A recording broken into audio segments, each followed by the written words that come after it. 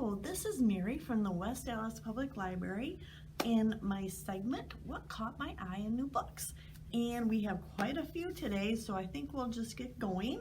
We're going to go from youngest to oldest, but also those lines are pretty fluid too. But let's start with Time for Kenny by Brian Pinkney. This book describes a typical day in a very busy 3-year-old's life. And here's Kenny, and I just love his face. I love everything about him. I love the family relationships in this book. His expressions are so fun. His family is so loving, and it's just a great picture book. It's great for a bedtime story. I forgot to mark a place where it was my favorite part, but he gets dressed, he goes through his day, but also Kenny doesn't like the vacuum cleaner, and it roars like a lion. Anyways, this is, I love his expression. He's so scared, and it's just a great illustration, just like all the illustrations in this book. And also reminds me of my grown-up kids, because they were scared of the vacuum cleaner too. All right, so I recommend this very much for a family read aloud and a bedtime story.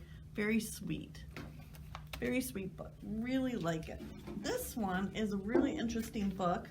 I like it so much too. It's called Out the Door by Christy Hale, and she did the illustrations for it too. And I love the artwork. It's got collage, and the paper has a lot of texture to it. And it goes through a child's trip from their apartment to school, and it's in an urban environment. And what it does is it teaches different prepositional words, different directional words. So this could be used in a classroom if that was a unit on prepositions or directions. And it also is just a great family read aloud and a great bedtime story. Here's a picture that shows they're going to school. It's collaged with the textured paper, and it's called Around the Corner. And the directional words and the preposition words are highlighted within the text. So it's really a great book, really great for families. Plus it has a lot you could do in a classroom. All right, I love Amy Wu. This is Amy Wu and the Patchwork Dragon. It's by Zhang, and it's illustrated by Charlene Chua. And at Amy's school, they're doing a unit on dragons, and everyone is concentrating very hard, but the unit emphasizes European or Western ideas of dragons, and Amy, of course, is drawing a more Asian type of dragon, where dragons typically in Asian countries are not considered evil creatures like they are in European countries. So this would be a great classroom read aloud for diversity, for dragons. Also, Lunar New Year's coming up, and it would be fun for that. So here is the Amy's Patchwork Dragon, and it is somewhat unrealistic because she has lots of glitter on it, and the teacher appears to be happy. Not so sure about that. But anyways, I recommend this highly for a classroom, family read aloud, and a bedtime story. All right, this is a picture book biography, The Highest Tribute, Thurgood Marshall's Life, Leadership, and Legacy. Illustrated by Laura Freeman, and it's by Kekla, Magoon. And in the back it has timelines and summaries of all the important cases that Thurgood Marshall was involved with. It starts with his early life and goes through his work until he becomes a Supreme Court Justice of the United States. And I think this would be a great school read aloud. It's a great family read aloud. It's very inspiring. I love the illustrations. This is the illustration of when, okay, so here's Thurgood Marshall when he was a boy, and here's his father and then his mother. And his family was very concerned about racism. They tried to fight the injustices they saw around them. And so look at the table with all the writing on it. And it's racism, democracy. So it just, I think it really illustrates his family life, also shows an importance of family dinner time. So there you go.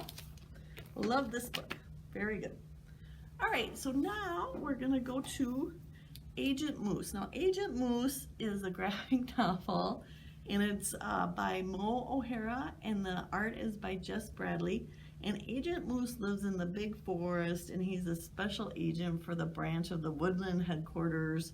And the Agent Moose is a takeoff of the James Bond character. If you notice his lovely suit. And in order to solve the case of the missing turtle, or the kidnapped turtle, he has to don very goofy costumes so he'll blend into the background. It's just a very, very silly book, and it's a beginning chapter book, but it is a graphic novel, but I would put it in an intermediate chapter book level, 2nd, 3rd, maybe 4th grade. And, well, for anybody really, if you like silly, because this would be a fun family read aloud too. And here is just an idea of what the artwork looks like and what a typical page looks like. Here is the chipmunk sent with the secret message from the headquarters. Anyways, if you like silly, there we go. All right, this one is called Good Dog. It's probably a beginning chapter book, and it's Bo is a rescue dog and lives on a farm with his family, and he loses his dog tag during the day. So the story is him going around and talking to the other animals on the farm and looking for his dog tag. Bo is so likable. What a likable character, and he grows a little bit in this story. The line drawings match the text really well, and it's just a really great transitional chapter book. And here's Bo with his family, so it is black and white drawings, but it's a good story. Bo is very likable, like I said. I recommend that highly. He's a good dog. Good dog. All right. This one is The Alien Adventures of Finn Caspian by Jonathan Messenger. It says it's based on the award-winning podcast, which I have never listened to. It's another intermediate chapter book, and Finn and his friends, the explorers, explore different worlds in the galaxy. And in this spaceship, in this book, their spaceship is diverted from where it was supposed to go to a different planet with a sinister Doug and his arch nemesis, Fluffy Bunny. So there's a lot of humor going on, excitement, action, adventure, a lot of friendship, working out friendships and relationships, which I really like that too. So here's a picture of Finn Caspian. Oh, and he is an engineer. Oh, and he built his robot. What's his robot's name? It's Foggy. That's right. So this is kind of typical of what a page might look like in this book. All right. Very fun. If you like funny, if you like action adventure, I would recommend this. I plan on buying the rest in these series. I plan on buying the rest in all 3 of these. These are the first book in the series. I plan on buying the rest of them.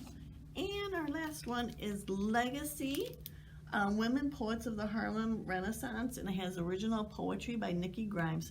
Nikki Grimes has won numerous awards, too many to mention, and she does wonderful poetry.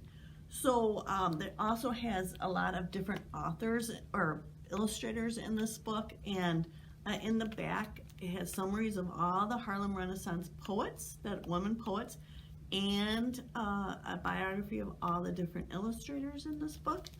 And it starts out with really the Harlem Renaissance. You can learn a little bit more about that and what it is. So, and it's just after the Great Migration, the Southern blacks moving up to the north, and especially concentrating in Harlem, where there was a renaissance of arts, literature, poetry. And this poet, what Nikki Grimes does is she has a poem from the Harlem Renaissance poet, and then you see the line that's highlighted? She takes that line and makes a golden shovel poem, which is having to end each line of her poem with the line from the other poet. So it's very hard to do, even harder to explain. So right there you can see the bolded words are the same and from the other page. And I love this illustration. So anyways, I recommend this highly, especially for April if you're going to do a poetry unit, and for Black History Month. It's just a great book. Nikki Grimes is pretty brilliant. All right, so that's it for what caught my eye in new books. Thank you so much for joining me. So stay safe, wash your hands, and bye for now.